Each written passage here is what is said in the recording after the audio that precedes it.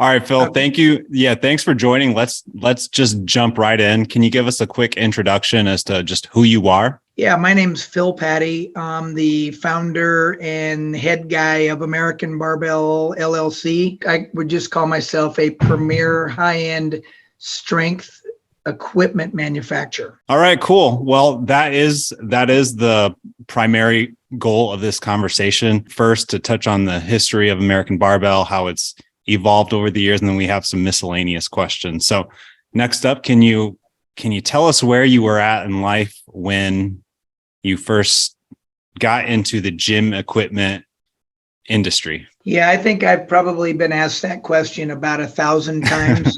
How did I get into this industry? And basically, it was simple. I started welding when I was about 12 years old, and I also worked out. And so I started tinkering by making my own benches. And by the time I was about, I guess 18 or 19, I started building actual benches for gyms, commercial gyms. And then I went to a welding trade school in 1983. I thought I wanted to become, at that time I was 24 years old. I thought I wanted to be a pipe welder. And I was living up in the mountains of outside of Southern California, a place called Wrightwood. And a guy was jogging by and he saw my outdoor portable welding machine, asked me if I could build equipment for his wife's gym. And I said, well, do you have any photos? And he showed me an old Marcy catalog. That's a name from way back. And I looked at a few photos and I built him, I remember, a plate-loaded leg extension, leg curl machine. And then I thought, well, maybe there's a business here. So I opened up a little welding shop in downtown San Bernardino, California in 1983. And it kind of went on from there. 1983. So what did you first sell? When I first started, I started building benches, like Olympic benches, because I loved to weightlift. And so I made some really cool Olympic benches, real heavy wall material. I arc welded or stick welded all the tabs to the face of what people know today as 7-gauge material, which was real thick. Because even back then, I was always very, very liability conscious. I became much more later on when I started to realize the severity of lawsuits and how people could get hurt. But I started building those. And then ironically, I met a guy from a company called Muscle Dynamics, which is another company, blast from the past. This was 80s. And he was more of a biomechanical guy because I wanted to learn the machines. I wanted to know how to make those cam-driven leg extensions and pec flies in particular, things like that. And so that was the first stint back in between 1983 and 1986. That's what I was doing then. I guess I would love to just hear let's just say the first 5 years of business. What did those look like for you? Was it like your full-time job? Were you able to survive, or were you working other jobs as well? Well, actually, it'd probably be easier if I just ran you through a quick timeline. So basically, that was the first stint. That partnership went sideways, and it lasted with this one guy between 83 and 86. And in 1986, I was on my own and I was trying to figure out where I was going from there. So I had a little metal shop on a piece of land I had in central coastal California. And I just started tinkering with cam-driven machines. And I started playing with, I loved at the time, back in the day, Cybex was really popular. There was a company out of San Diego called Polaris that made good equipment. Body Masters was up and coming, Flex Equipment. These were all commercial names that I knew from the gym. And so I started tinkering with cool stuff, and I started learning linear bearing lie down leg presses and cam driven leg extensions. I worked on seated leg curls and things that were becoming popular at the time. And so between 87 and 89 or 90, I was doing anything I could for money. I was driving up and down the coast, changing cables for people, upholstery. I'd go up from one end of California to the next and stay with relatives. And I'd drop into gyms and tell them I could work on their stuff if they needed to, if they needed somebody to help them. And that's how I was surviving. And then I opened up another business called High Tech Professional Strength Systems. In 1989 was the first time I opened a new building with that company, and then kept plugging away. I was making all cut and welded square tube.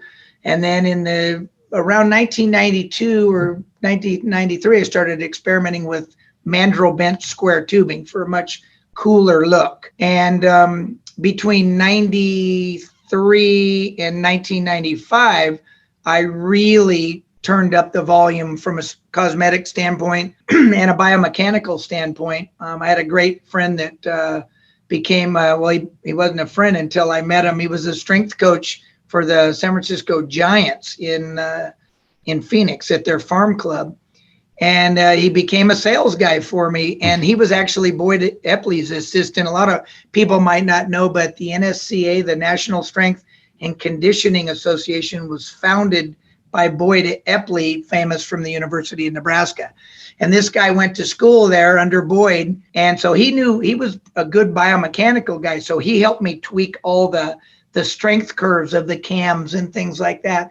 And all the while with this line, what I was doing to try to be different was I looked at all the high wear areas of everybody that was building equipment. And I basically got rid of chrome at seat adjustments or bar catches, and I started using stainless steel. A lot of people use that 3M sandpaper looking tape on all the platforms. I got rid of that and perfected a textured diamond plate powder. I introduced the very first telephone cord to the weight stack so people couldn't walk off with the pin. That was a common problem. Interesting. And I did a lot of other things like extra safeties at weight stack connections, cable retainers, tamper-proof mechanisms, and also the first lubrication-free weight stack that didn't require lube, special bearing system. So by then it was 1995, and that's when a mutual distributor of Life Fitnesses and mine, a guy named Pat Regan, owned a company in Minneapolis called ProSource Fitness. He was my distributor and a Life Fitness distributor. And he was sitting with the president of Life Fitness on the beach in Hawaii. And he said to the president of Life Fitness, Augie Nieto, the founder, he said, I know you're looking at a strength company to buy. You want to be in that business because you're cardio only. And have you ever heard of High Tech? And Augie Nieto said, never heard of them. So Pat Regan made the introduction, and I had one meeting with them, and they flew out, a team of engineers flew out the next day after I met them in New York, and within 90 minutes, they bought the company. Wow. It was crazy. Pretty crazy story. Bill Pearl, one of the most famous bodybuilders on the planet, who sadly just recently died, became like a father to me. Extremely famous. Anybody in the bodybuilding world knows that he was a legend. He was on that panel that Augie Nieto flew out. They flew out engineers, Bill Pearl, to do the peruse of, should we buy this company? And they had looked at Cybex, they had looked at Body Masters, Paramount, they looked at everybody that was theoretically for sale. And the reason why they chose my company, because it was the only thing they looked at that they could change the name overnight and be in business. And that's exactly how that started. So how large was Life Fitness at that time? They were about 200 million. Okay. So can you share where you were at? Pardon me? Can you share what you were at that time? Oh God, I was $1 million losing money. Gotcha. The best story I have, see, back in the day, all the cardio guys were separate. So you had Precor, you had Trotter, which merged with Cybex, you had Star Trek, you had Life Fitness, and all the cardio giants, I used to call them, because those guys were all between 50 and 200 million. And the strength guys, there was my company, High Tech, and then there was Body Master, and Cybex really controlled it all. They really had it down. And that was after Nautilus had kind of done their reign in the 70s and early 80s. And it was Cybex that actually took out Nautilus. So my acquisition in the industry was the first ever of a cardio player with a strength company. It was really funny because at the time I was looking for investors or any way to stay alive. But what I was doing was I was spending every dollar I made by putting it into the R&D, the development of cool stuff. And I had attracted, before I sold, I had done a gym for the Mayo Clinic, Conway Regional Medical in Arkansas. I did the Phoenix Suns. Oh gosh, Paramount movie studios, Disney movie studios. And it was all based on the quality. If I got in front of somebody and could, like I do today, if I got in front of somebody to show them the quality and what I was about, it was a done deal.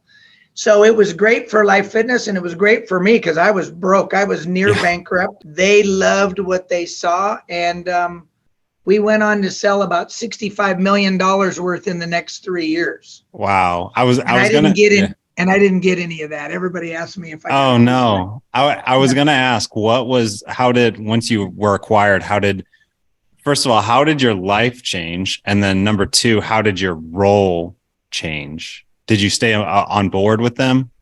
No, yeah, I did. But I'll tell you, this is really an interesting story. And this is why so many people tell me I should write a book, because the whole Life Fitness deal is much more elaborate. We could spend 30 minutes me telling you that when I met them in New York, it was a high five. Great. Maybe they're interested. And we went out and partied and got drunker than crap. And the next morning I hear Kent Stevens. And by the way, Kent Stevens, the guy that worked for me, he's the head guy at Matrix in the US, if anybody knows strength equipment. And I got him that job. That's a whole nother story. But I hear him answering the phone at 7 a.m. and we're both still drunk from the night before. And I hear him say, yeah, Gramercy 5 minutes. And we had our equipment at the New York Hilton, I believe. This was 1995. In a conference room. It was a long story, but we couldn't get it up in the room. It was too big, and we just scrapped it and said, put it in there. So I raced down there, and I'm doing this dog and pony show for these people, Augie Nieto, Bill Pearl, and about 5 other people. And the comment was, you stink, you smell like alcohol. And I said, didn't know you were calling me. He goes, I'll call you Monday. That was a Saturday. And Monday morning was the day he called me. Tuesday, they flew out and bought the company that day. So what happened was I stayed on, we negotiated a little bit back and forth on how to do the whole deal. And they knew that they wanted me to stay on for 3 years. What was ironic about that was that it became very quickly apparent to me that they thought that I was a copycat, and it was really strange, didn't contribute a lot of value. Now, the thing was, they just bought the company from me and changed my life. I used to tell people, I went from the outhouse to the White House. It was like, didn't have $1, and it was a decent sized deal. It was a $3.5 million deal in somebody's pocket that was broke. I was broke. Right. So I didn't care what they thought about me, right? It's like, hey, no problem. So I stayed on with them, and I'll never forget the first month I was with them. They rented Comiskey Park, the entire baseball field, the press box and everything. And I'm sitting in there and talking to all these people from around the world that were Life Fitness distributors. And it was pretty surreal. So I stayed on and basically was the general manager of strength. Helped them grow the business, relocated the facility down the road about a couple miles to a much bigger facility. They started pumping money into it. And shortly after my acquisition in the first part of 96, they bought Hammer Strength from Gary Jones. People who don't know Gary's father was Arthur, who started Nautilus. So Gary and I worked together for a little while, and the Life Fitness guys brought in some pretty incredible biomechanical engineers to help tweak what I was doing. But it was funny, even back in the day when they saw how I looked at dimensions and things, where I would, string a tape measure 50 feet across a building and tell them there was a 64th different, and these engineers thought I was out of my mind. It's like a 64th and 50 feet. And I said, hey, it's the world I live in. So yeah, I stayed on up until 1998. And then that's when I left and was looking for something to do. So I started tinkering in the weight, bar, and dumbbell business. And the first opportunity that came my way was to build products for Iron Grip. So Iron Grip is known in the commercial circles, the gym world, the D1, the military world, is a premier manufacturer. Well, when they came to me in 98, they didn't even have a drawing for any of their parts. And at the time, they wanted an Olympic bar. They wanted dumbbell cores for their urethane. They had pioneered the urethane Olympic plate in like 92 or something. It was pretty revolutionary at the time. Really rough products for several years. Took them several years to clean up that manufacturing. But that was my first stint, was making products in my new life, if you want to look at it that way. Making products for them, Gold's Gym Corporate, all the corporate clubs, and Cybex. And what ended up happening was I ended up starting a company called GP Industries in 1998 as a trade name, just so I had a company so I could do business for these companies.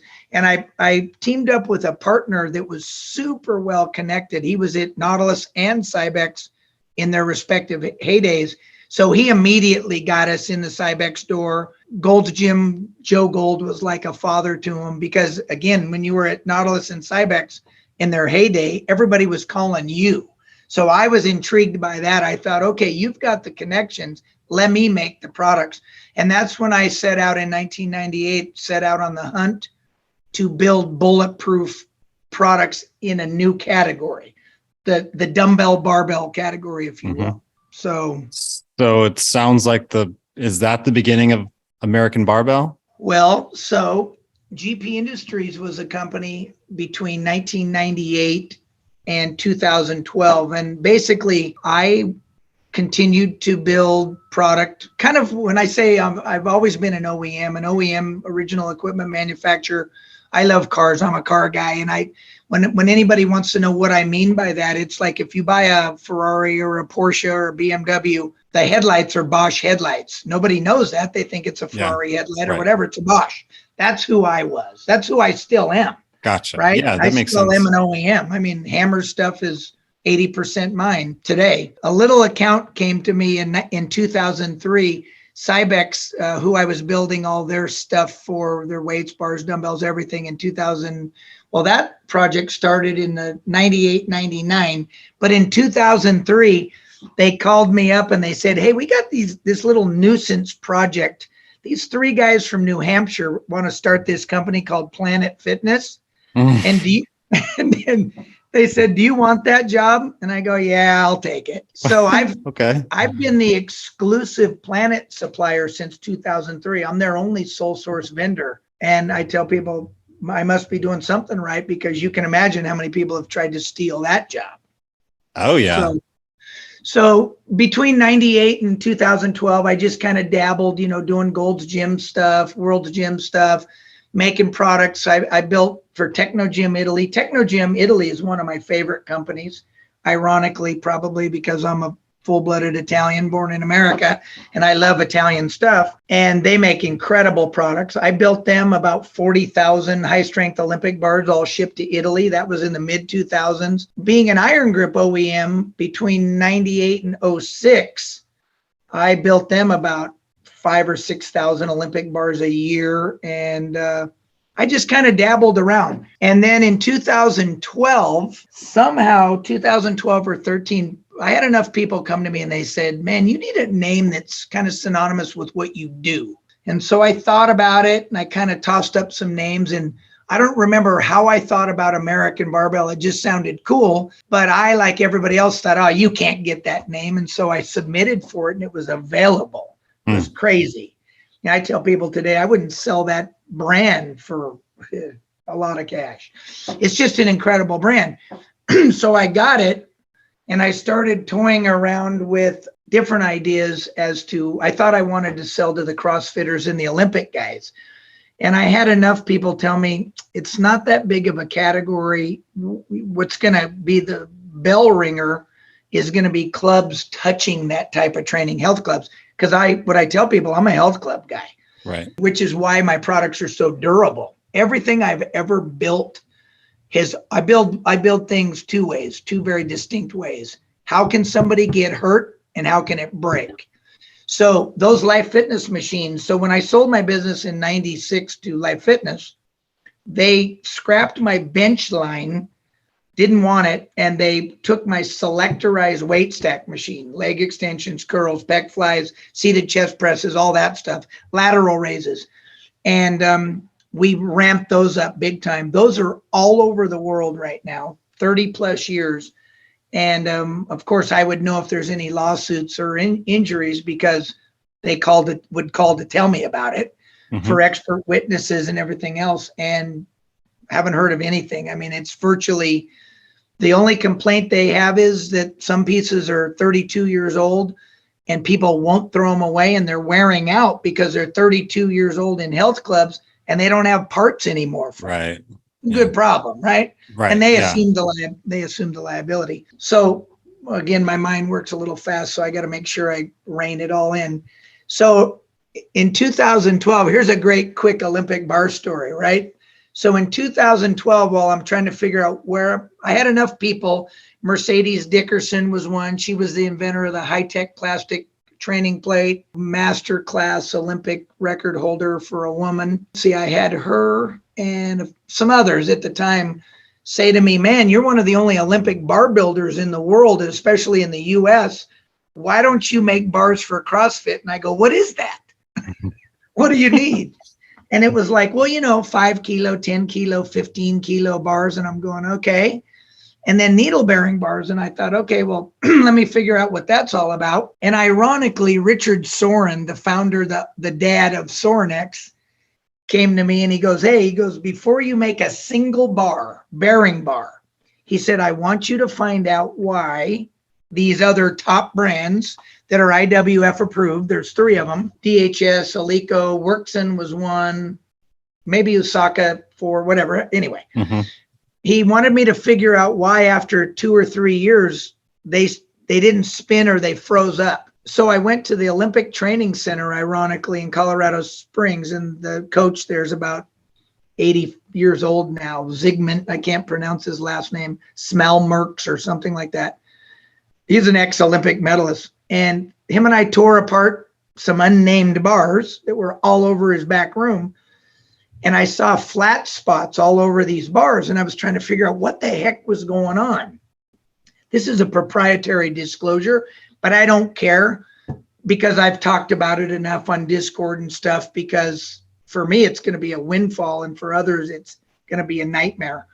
So what happened was I was trying to figure out, all right, so what are those flat spots from? And this was when I was just kicking off American Barbell, had never made a bearing bar ever. And I see these flat spots and I realized that it was from the bearings that are so much harder than the bar shaft. They were peening the side. So when you would throw down the bar, you'd throw down the bar, it would be similar to taking a ball peen hammer and hitting the side of a round bar, you'd put flats in it. So I thought, well, that's interesting. And so I came up with the bearing and race system, which instead of the bearings rotating around the bar, the needle bearings rotate around a hardness compatible race, an inner race, they call it an inner ring. Well, what happened was needle bearings were HRC 62 or 300,000 and change tensile strength, and bar shafts were 38 to 40, 180 to 200 tensile or less. And all of a sudden I thought, well, that's never going to work. So I tried this bearing system, and the way you can tell the difference is everybody who makes a needle bearing bar, when you spin the sleeve, you hear the bearings like a skateboard wheel. Mine, you don't hear that. And at first I was getting poo-pooed a little bit, like, by people, the review guys or whoever saying, oh yeah, it's slower spinning, blah, blah, blah. And then they didn't understand that that's irrelevant. First of all, it's as long as there's no restriction under load, who cares? And then it took people like Tim Swords and Bob Takano, 2 of America's best coaches, to write me an endorsement that said, no, a true Olympic lifter doesn't want a fast moving sleeve. It'll throw a lifter off course. And we use his bars and they're the best on the planet. What I didn't know was after years of dropping, and this is why you see bar sleeves shearing, is that those surfaces would open up, those tolerances, and those bearings that are hard, super, super hard, would put a score in the bar shaft. So what you're seeing all over the world right now are sudden failures at bar sleeves. And I hate to be the bearer of bad news, but anybody that's ever made a bar with that design, which is everybody, is going to potentially see a failure without warning. That's the scary part. I don't know if you saw the video I posted of a random bar that sheared at the sleeve. It violently, when it lost the sleeve on the right side, violently flew by the guy's face. Everybody that I've showed the video to literally screams. They yell in horror. Mm-hmm. Well, there was a local guy using an unnamed bar, a local Olympic trainer, and he wasn't so lucky. He was leaning forward and went right through the side of his face and almost took his eye out. And of course, at that point, I was like, oh my goodness, I'm glad I've never, ever made a bar like that. And the funniest comment was my Chinese business partner said to me, he said, 20-year-old bar, is that real that they can still sue you? And I said, this is America. I said, if they can find you in 50 years, they can sue you. And if you know anything about manufacturing, the rules are pretty simple. If you don't recall everything you've ever made with that potential failure, that's where punitive damages kick in the judgment. So when you know that somebody can get hurt and you don't pull it out of the commerce stream, hang on. Interesting. So yeah, that's it. And that's everybody that's ever made a bar. So you get what I'm telling you is when that thing, I tell people when I'm given that scenario and I show that bearing, I don't know if you want me to show you, I can show you later. This is a conventional bearing that everybody else uses. Yep. You can see the bearings and mine's sealed. But anyway, you can see what happens is these things, I tell people when I'm giving a seminar, I say, how do you cut glass or drywall? You put a score. So when you've got a score in a bar on the sleeve, it's going to just fail, without warning. Now, if a bar shears in the center of the shaft, that's a whole heat treat issue. And I've seen those too from some unnamed manufacturers too. That's why it's so vital to know your processes. So anyway, that's kind of where I started. I made the bearing bar, the needle bearing bar for sore necks. At the same time, I started developing the urethane bumper plate. Nobody had ever done that. And I can take you through some timelines. Do you want to ask me any questions in particular? Because I can ramble forever. No, yeah. I guess, can you remind me what year was it where you actually discovered the issue with the barbells? 2000, probably around 2013, I think. Okay. 12 or 13. And then when did you actually start creating new barbells? Or when was that first Sornex one? That was around 12 or 13. Okay, so what I did was I evaluated the failures. Then I made the first bars for them, the bearing bars. And then I continued to kind of perfect it from there. And I jumped into stainless and all kinds of other stuff. So back then, nobody had ever made some prior art searching through the patent office discovered the reason why I couldn't patent that design, because somebody actually did that design back in the day.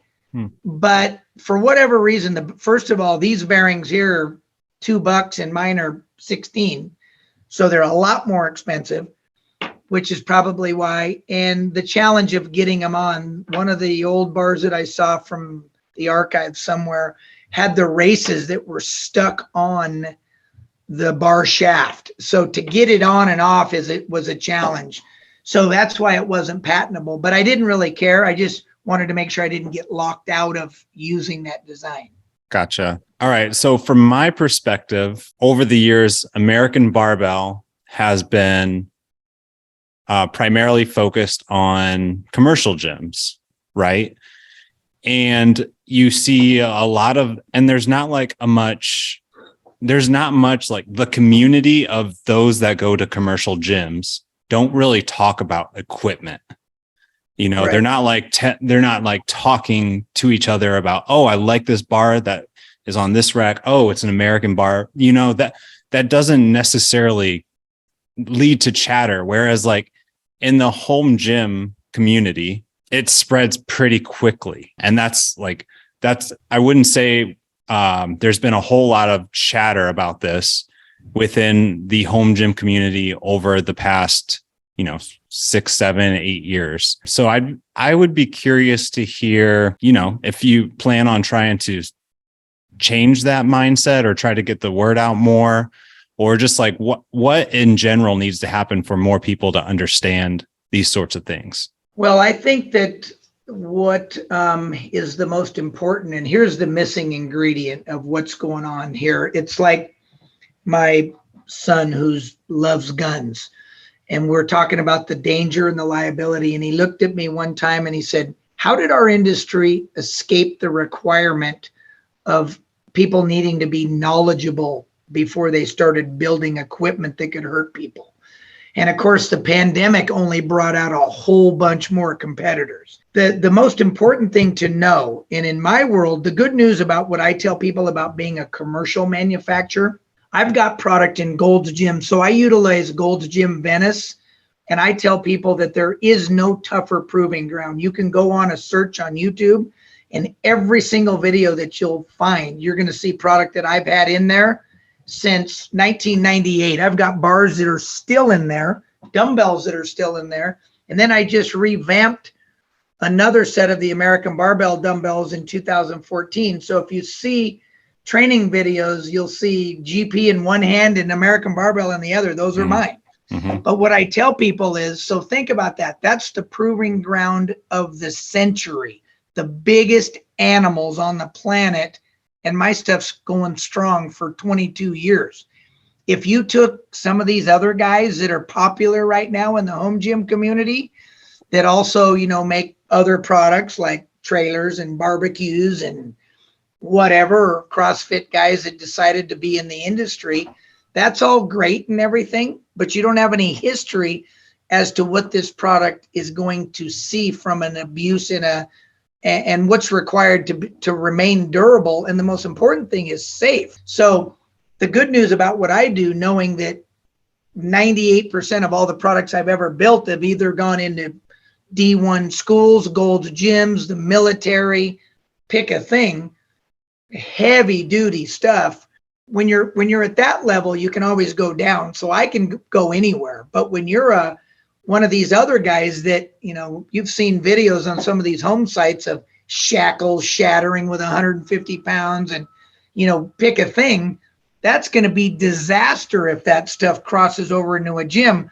And I tell people it's like a no smoking section. Does the smoke stay on the other side of the wall? There's no wall, right? Mm-hmm. It doesn't. And you don't know where it's going to end up. You have no way to control it. So my message and what I'm going to really take deep. So when I watch these reviews and I see, first of all, I think the public's pretty much onto these guys that are getting paid to tout these companies that are paying people for reviews. I don't pay people to review my stuff. I don't give free equipment away to people just to say it's good. I already know it's good. My customers know it's good. And the history, the longevity of the products speaks to how good the products are. But back to, my son's comment, this is what I tell people about what's the requirement. It's like what I'm teaching now and where we're going to go deep to schools, to universities, to hotels, multi-family projects, that are putting gyms in condo complexes and stuff. These people are deep pockets in a lawsuit.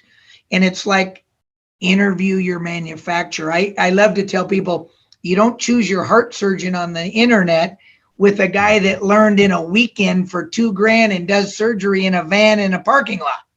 That's not how you choose your heart surgeon. Why would you choose somebody that's making super dangerous equipment? Why would you choose somebody that at least interview them? So what I tell people and how I got the Hammer project in 2016, after my stint with Life Fitness, and then we were just kind of arm's length for a number of years.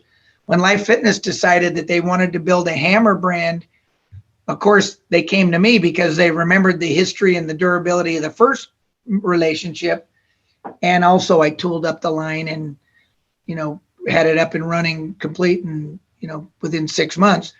But the first thing they did was assigned a mechanical engineer. And I love engineers. I love people that know what I'm talking about, because if you know about steels and heat treating and hydrogen embrittlement and all these things that can kill people, you want to be, posing those questions and talking to people that understand it. And so what I told the engineer was, and he was looking at 4 or 5 companies that Life Fitness sales people had been buying from, your normal mainstream other competitors of mine that are pretty much like commercial players.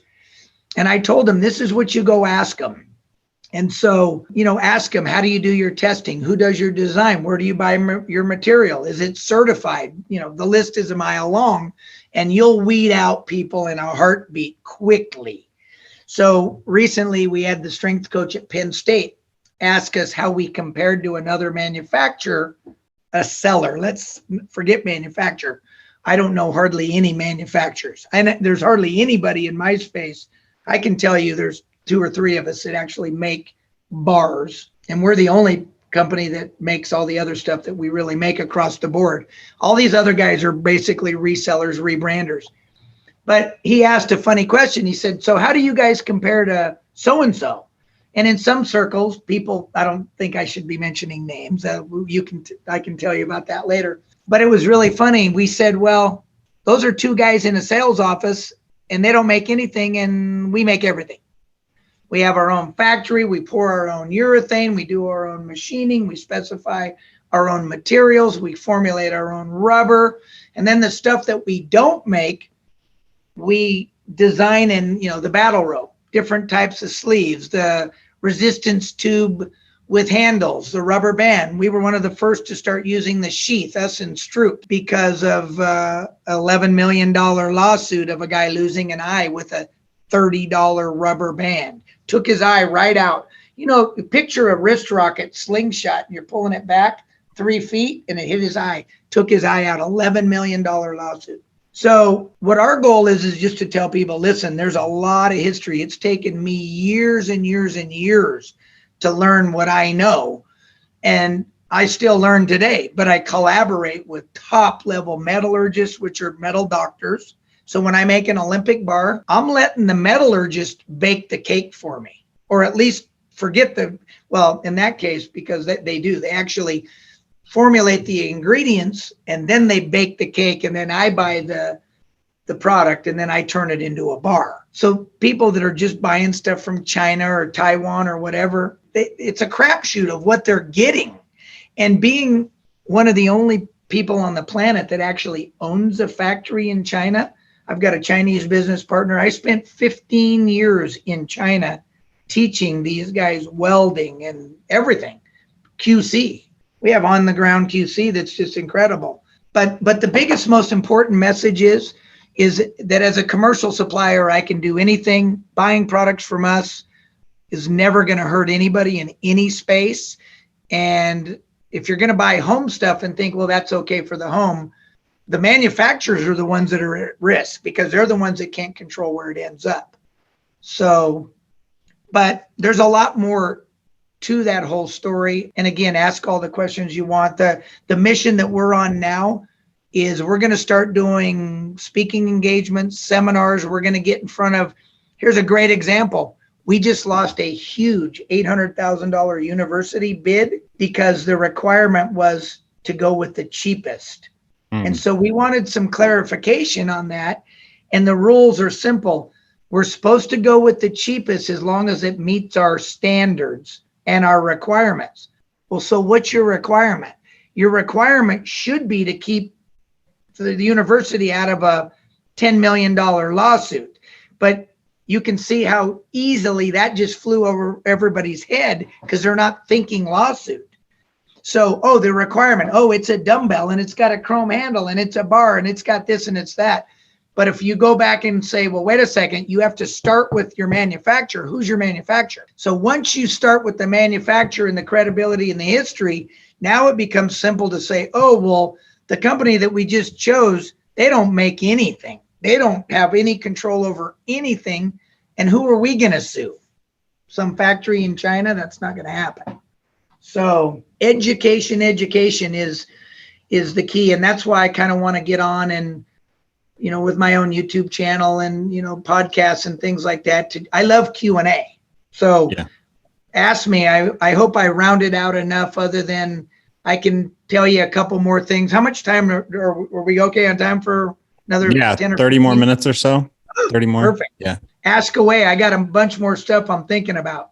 Cool. Well, let me just like give you my story as a home gym owner, and like just want you to hear like my perspective as I started my home gym. So, it was like 6, 7, 8 years ago, somewhere in that time frame. I loved going to the commercial gym. It was like something I did every day. If I didn't go, I was cranky, something like that. That was me. I had my first kid, and I remember I would leave in the morning, 5, 6 a.m., go to the gym, then go to work, classic 9 to 5. And then I would come home, and it'd be the first time I'd see my daughter. And it was like, I'm going to start a home gym so I can change this up a little bit. But at that time we were pretty much just like living paycheck to paycheck. Wasn't necessarily in the place to buy a lot of equipment, so, just start off with one piece at a time and grow it every 2, 3, 4 months or so.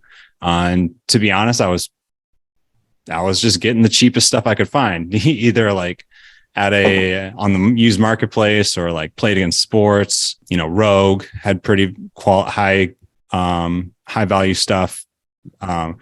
So that was that. Like, I think that's the mindset of a lot of people when they start a home gym. It's more like, okay, I'm growing up, my life's busy, I need to save time and by that, a home gym is going to help me. So I guess like I think that's like something that you should consider. But also, like, what advice would you give me way back then as I'm building out my home gym? I guess there's a lot of things to think about. And I guess if you've seen any of my posts, every time I hear a bull story, a BS story, I tell people, get out the fan. So that's my story, man. Well, not yours. I'm just talking about all the other stories, right? When I hear all these companies act like, yeah. So I'll give you a great example. So a couple things, and this is important. So I'm going to answer what advice would I give you? Right. It'd be one thing if, for example, my bar was a good bar for me was $800 and everybody else's was $300. There's companies that have $1,000 bar that doesn't compare to the one I make in China for one specific customer that's low strength. It's better quality than a bar I know that's $1,000 right now. So first and foremost, what I might have told you back then was, because I've always been in tune with the liability, always in tune. Yeah, that makes sense. I saw a $63 million lawsuit against Cybex for somebody pulling a machine over on themselves, using it as a stretch tool. And it wasn't bolted down. And that's, by the way, 40 million of that was punitive because they knew better and didn't bolt it down. It already had a near miss. So there's your punitive. But here's a couple things that I tell people, or what I would educate the buyer today, whether it's home or not. So when I first built the first urethane bumper plate, the first one broke in 30 minutes.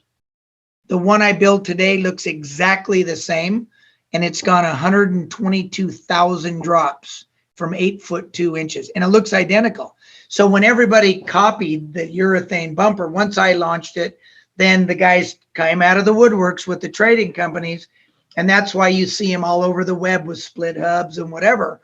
And, you'll get a reviewer that'll go, well, you don't need to buy the American Barbell, even though they invented it, because this one's $20 less. Well, if you knew for $20, it was going to last you a lifetime versus you might be buying mine in 6 months, you would buy mine. So in that case, that's a longevity, a history. It took me 4 years and $750,000 to perfect it. And then all the knockoffs copied the visual outside. But when it comes to things like bars and stuff, what I tell people is, man, oh man, super, super dangerous. So you want to evaluate how you're not going to think about getting hurt until you get hurt. Right. And then the ambulance chasers are everywhere wanting to take your case, like the guy with the bar through the face. So it's just important to take a look and think about, I guess, if we can get our industry to understand that it's dangerous product. Back in the day, you were just trying to fill a gym. Today, I would tell you, or back then I would have told you, no, just do a little investigation and think commercial, or think about, buying the most bulletproof product. It's not like, sadly, it's not like, one's 100 and, well, give you a great example. I have a bar that I could sell for $200 that's better than a lot of bars out there today, but I don't sell it. It's an import, except for a specific customer, but it's safe. So when I was asked to build this bar, because China and other countries aren't really up on their high strength steels, because making an Olympic bar is not just about high strength steel, it's about ductility. And I tell people, you want a bar to bend. That's an inconvenience. You never want one to shear or snap in two. That's a potential disaster. So I just tell people that, think about who you're buying from. It's the most critical thing. We interview doctors, we interview lawyers, we interview engineers and architects. Why wouldn't people want to know that their company last week wasn't making a barbecue and this week they're making a piece of fitness equipment, right? Wouldn't you want to know that? Right. What about people, I get this all the time where people are like, I just need a bar, I'm as cheap as possible, and I'm not going to drop it, So how important is it if they say they're not going to drop it? Well, dropping isn't the problem. Okay. Unless it's that needle bearing design and it could fail in a year and it could fail in 30. Okay. It's the bending that's the issue. So first of all, this is really important to understand. All of these tensile claims bring the fan out. So let me tell you what tensile is, right? Tensile is breaking. Yield is resistance to bending or deformation. So what you care about is that you have a good mixture of that cake, so it'll bend and bend and bend and bend and never break, right? And so here's what I tell people when I'm educating people about tensile. Tensiles and yield are targets. So when you specify, when you're a manufacturer, a real manufacturer, and you go to a steel mill and you say, I want min tensile, min yield of, call it 170, 190, that just means that they can't give you material below those numbers. But when I get my test reports, they come in at 184, 221.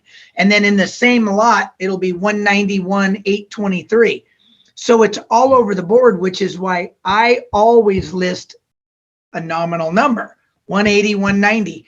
So anytime you see somebody going, oh, that bar is 216 tensile, that tells you immediately that they don't have any clue what they're talking about. Gotcha. They're acting like it's a science. It's not a science. It's a target. So back to safety, if somebody just wants a bar, how are you going to know? What my answer would be is, well, then buy a low tensile bar, right? Buy a 32 millimeter China bar that is 1018 or 1045 steel that can weld, it can bend, it can do anything. Once you start playing with the high strength steels and those tensiles, what people don't understand, the higher the tensile, the more dangerous the bar can be. That's the key comment. Can be. What are you doing to it? Are you heating it wrong? Are you welding something to it? Or did it get heat treated wrong?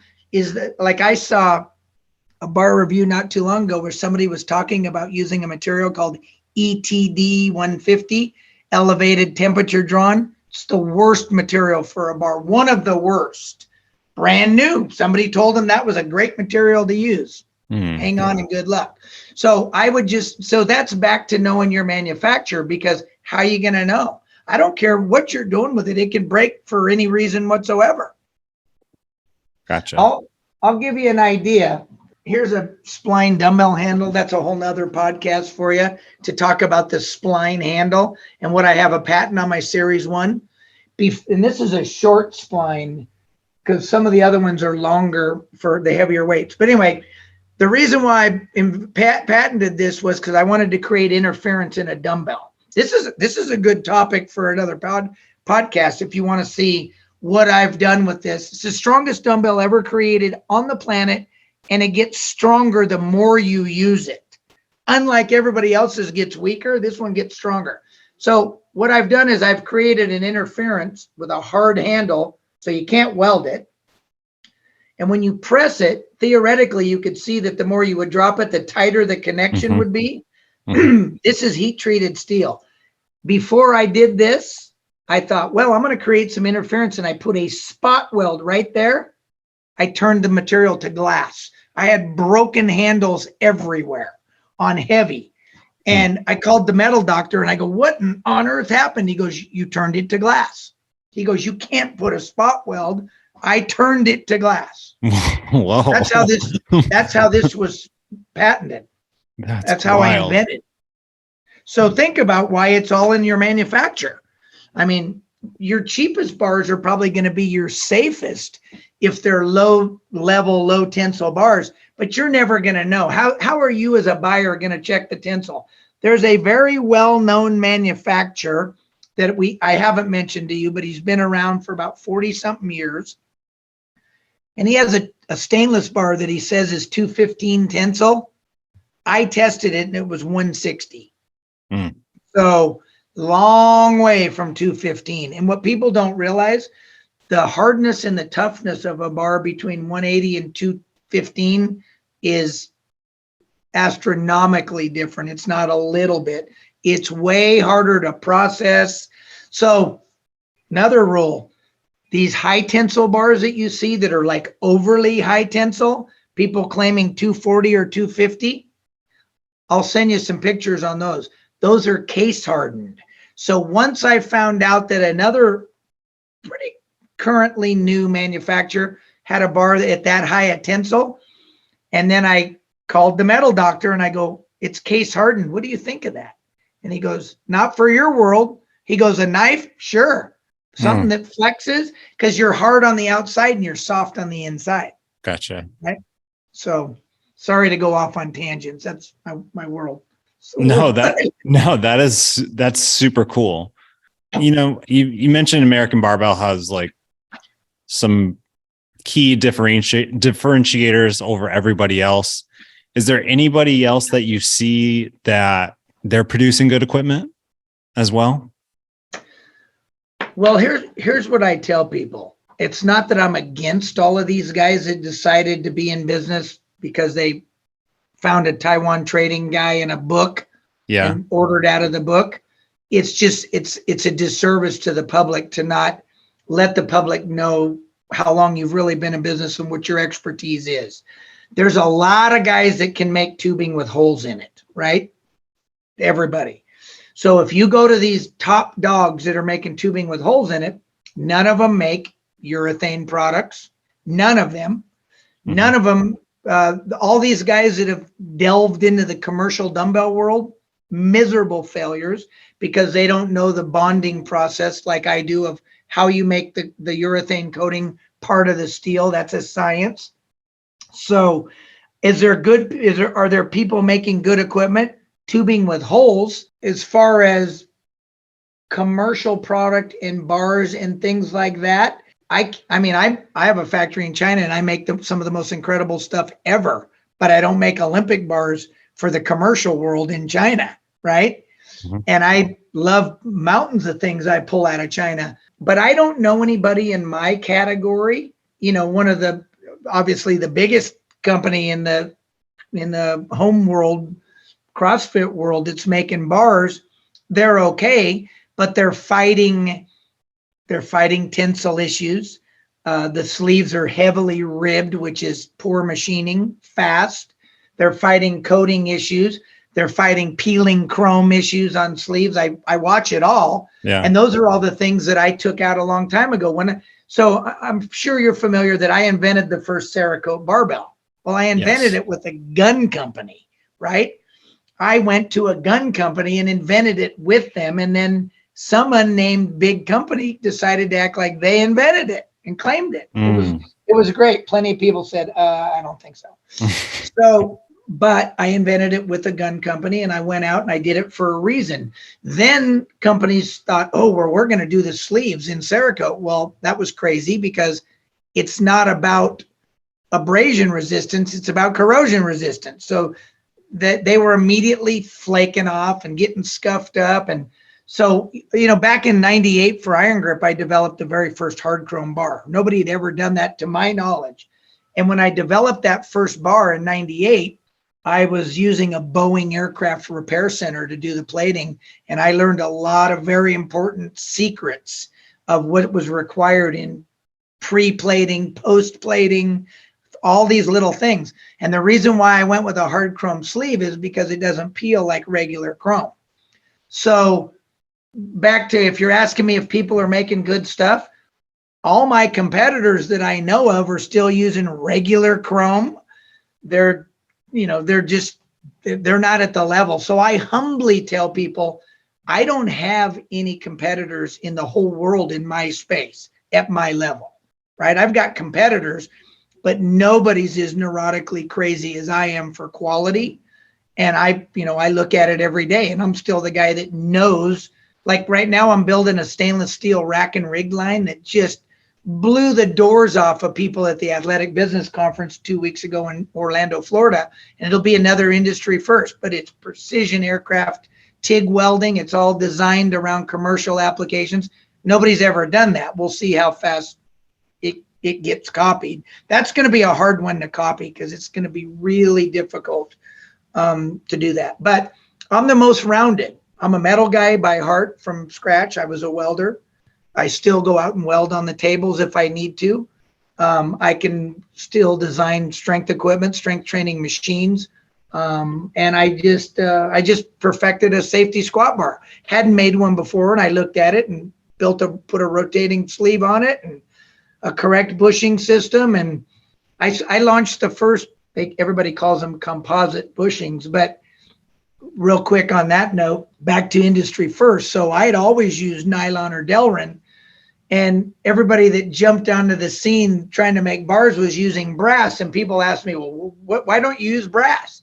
Well, first of all, to get a brass bushing in to stay in a bar sleeve, you got to beat the crap out of it, and then it goes oval or cracks. So nylon or Delrin, which is acetyl, it's a really, really good lubricating, self-lubricating plastic. It's the only way to go. And I had so many people go, you're the only one that's doing that. And I go, so what? Bronze bushings were a thing of the past. I wasn't using them, back in the 90s with strength equipment. Cool. But anyway, yeah, I could go on forever as to how I make stuff, what I do. And everything's about safety. I'll have to show you some of I can't even make these fast enough. I sell these as fast as I can make these high strength aluminum. It's a gun grip developed with a gun company, same company I developed Cerakote with. All high strength aluminum, 66% lighter. But you see that little safety bolt under the eye? Can you see that?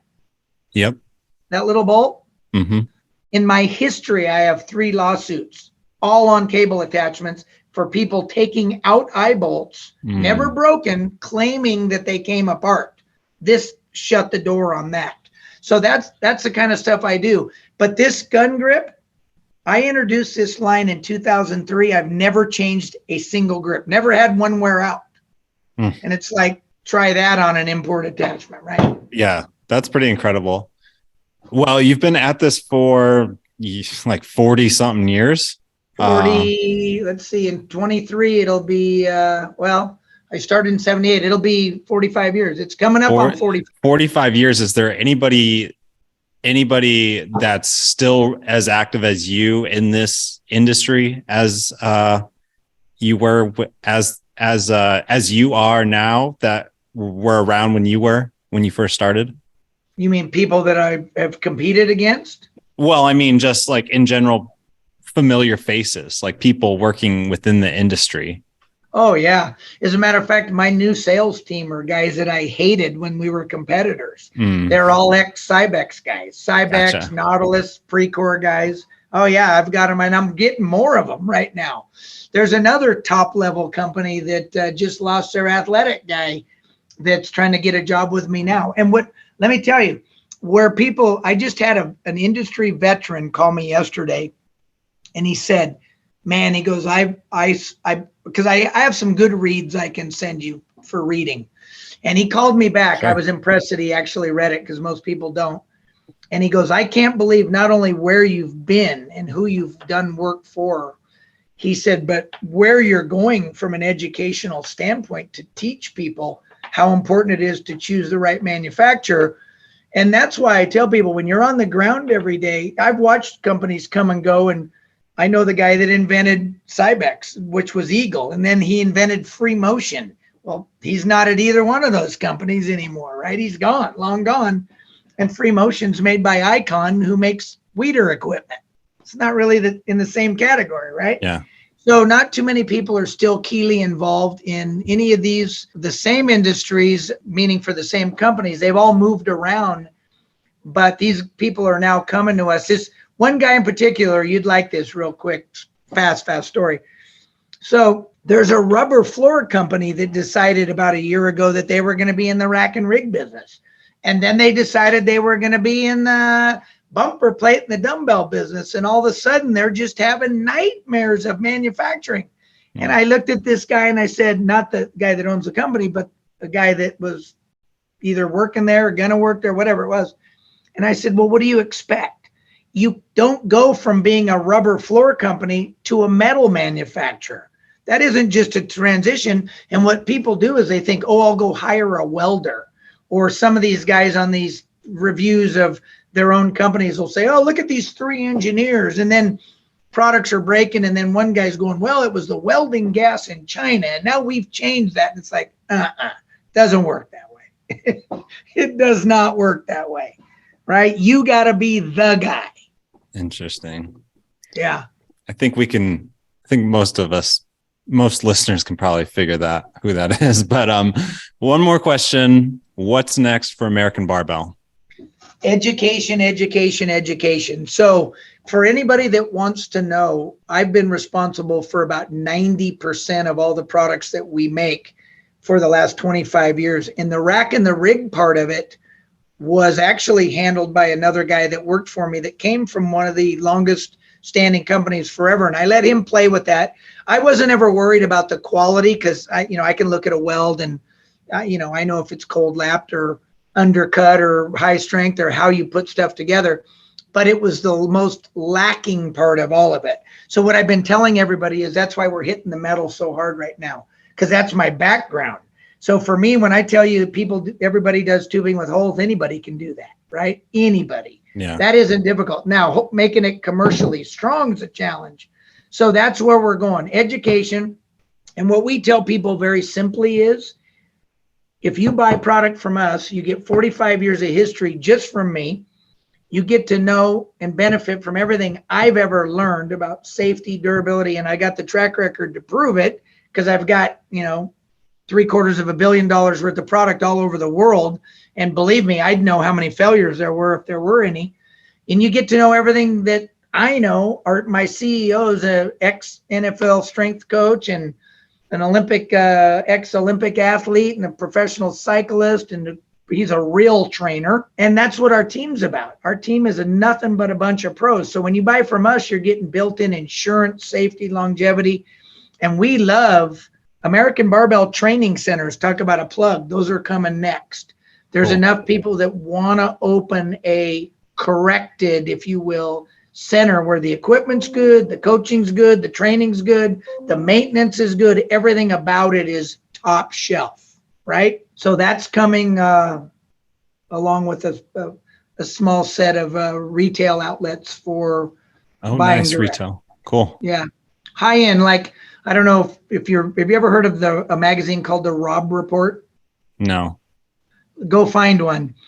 Back in the 80s, the median income of the reader was $450,000. It's stuff like $100,000. Well, hey, I'm kidding. When I was reading it, I didn't have $1. It was all about a dream. It was a dream. But that's the type of stores that we're going to have. You're going to be able to walk in and buy a killer stainless Olympic bar and, whatever, and, urethane bumpers. And last thing I wanted to leave you with, this is real important, just back to the history. So, people know I build hammer products. I have a long-standing relationship. They did, and this is good for them and me, they did a warranty reserve review for the corporate powers that be. And for those that don't know what that means, when you're a manufacturer, You have to build in certain dollars to how much money you're going to spend fixing it. And cardio is a big one. They'll build in $400 for a single treadmill. When they did the warranty reserve on our products at the meeting, it came in on $80 million worth of products at something like 0.0012.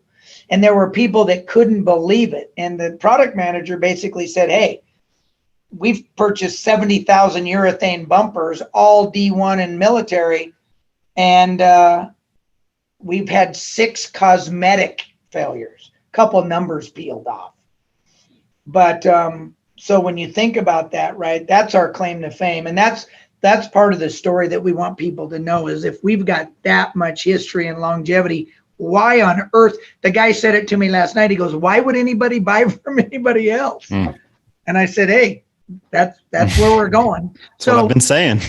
Well, you know what? In close, we're and I don't mind disclosing. I tell people we're 30+ million, but we could be much, much, much bigger. I'm just waiting for the right partner. But once we get the right partner behind us to grow the business, hang on. What's the right partner look like? Somebody that understands how big the market is and how important safety is. I always use somebody like an Under Armour as a great analogy that would want to be in sports teams, that would want to be in the home, would want to be everywhere on the planet and not have a manufacturer hurt them, right? Gotcha. Yeah. So that's the partner. I don't want to necessarily sell the business. It's got too many legs to it left, right? I want to let it run. It's doing fine now, but it could be way, way, way bigger. And I'll close off with this. If I was some of these other bigger companies, I'd be really nervous about a smaller company that makes better products. So that's what we've had people, knock on our doors for sure, but I'm just waiting for the right partner. That's all. Cool. Well, I do think that's a good way to end it. I definitely think we should do this again. Sounds like there's quite a bit more detail we can go into at another time, but thanks again. Any other places to find you other than AmericanBarbell.com, or is there any what's the best way people could get in touch with you if they wanted to? Well, I always tell people they can always email me at phil, at AmericanBarbell.com. I don't mind. I mean, I love to talk to people. I've talked to guys just like yourself, some review guys that when I was done with them, it was like, whoa. And I said, I know, that's the whole thing. You got to interview the person. I mean, I think you're fairly clear that I probably know what I'm doing after 45 years of this is all I've ever done, right? Definitely. And I'll be honest, there were some times on our chat where you just blew my mind. It was like, oh yeah, that makes sense. Or, whoa, that's very impressive. That's really cool. So I really enjoyed this chat. Yeah, I really appreciate your time as well. And thanks for your interest. And yeah, I want to do the same type of thing. I would love to do a podcast. I would love to do a weekly YouTube video. I'm putting the list together of things like showing people how we build that spline dumbbell that gets stronger, how we weigh the parts of the dumbbells. All of our dumbbells, we weigh for accuracy. We do things that nobody's ever dreamed of doing before. And again, you can't do that if you're buying from just some middle guy, right? And putting your name on it. It's impossible. So yeah, thank you very much. And let me know if you want to do another one or whenever. I'm available anytime. You got it. Thank you. All right. Have a good one.